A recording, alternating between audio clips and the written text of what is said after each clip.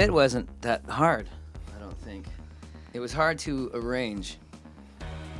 It's a really weird one because, again, this was a use your imagination song where I remember I kept going, we're gonna have some sort of MIDI, like keyboardy, and at first we tried to get it live, like boom, boom, boom, boom, boom, boom, boom, boom, boom, boom. We always had that. And this every time we this play it one live, wasn't as easy as Royal We. I remember having a really hard time like figuring out what I'm supposed to do or like what the song's supposed to be. I'm sure you recognize my noise and you've heard about the pen. Been told to be afraid of everything that lives within. But it's much worse where you are, so where you go for it. Jackknife was really good at kind of, like once I saw what he was trying to tell us, then I was like, oh, I get it. Okay, this is cool. But I had such a hard time figuring it out. But then afterwards, then it got easier. Yeah, it got a lot easier. I guess the writing of it was a bit interesting. Yeah, the writing was difficult because it was... Well, like it was arranging was. I feel like the song came pretty easy to me, but it was hard to not have that main pulse through the song. Yeah. I would play it on guitar, ding, ding, ding, ding, but just didn't have that feeling because we didn't have anything there to do it. It was, you know. I mean, all of that. We knew that in the stuff studio we was were all gonna studio construction. build it up, and it was hard to. You know, again, for me, it was very use your imagination. And then when we got to that song in the recording process, once we laid down that keyboard, that heartbeat of the song, really that heartbeat. then it was easier to get the drums around it.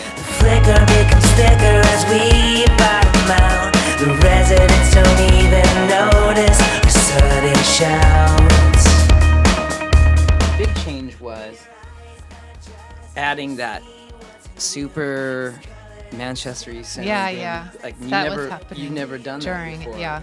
Having the bass get super Joy Division-y. Yeah. Do you know? I think And the we guitar- recorded that yeah. song after Jackknife had gotten mad at me and like threw all my notes down. I was like, you need to be more spontaneous.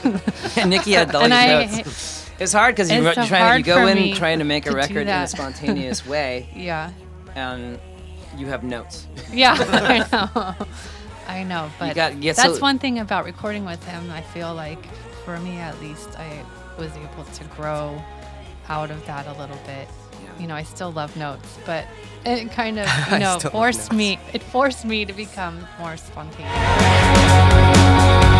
We'll clean out your wounds and bury them. I think in the beginning, in my head, I was more influenced by something like The Knife. You know, something a little more like just riff. You know, again, I think I always go back to that whole thing where I make a musical thing and then have a block of singing and then add more of that and block of singing and a change. And it was more kind of like that, and then that opened it up into a different sort of song. We can talk about it later, but I think you've given in. I had a feeling you might. My friend Mike gave me a book called The Black Hole, which is a graphic novel that was really inspiring. It just fit with what I was thinking about with this song, and I definitely got to use some of the little imagery that I got from that. Like the pit itself, I think in that book is a place.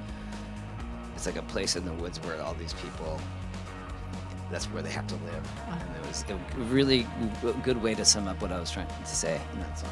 So a lot of different elements came together, and then it became what it is, and we really love it.